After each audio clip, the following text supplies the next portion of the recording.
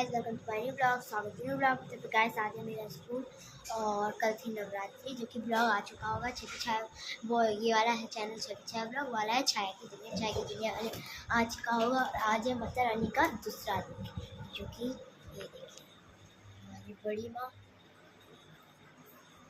कद्दू जी।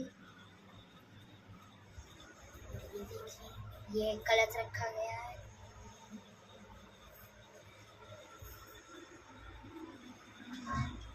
Guys, blog बनाना ज़रूरी था इसलिए क्योंकि थोड़ी सी आप लोग को भी इंफॉर्मेशन दे दूँ कि नवरात्रि आ चुकी है। और ये रहेगा मेरा मिनी ब्लॉग, जो कि बहुत ही ज़्यादा अच्छा, बहुत ही ज़्यादा सुखी लोग सबको शक्ति दे भगवान व्रत रहने की।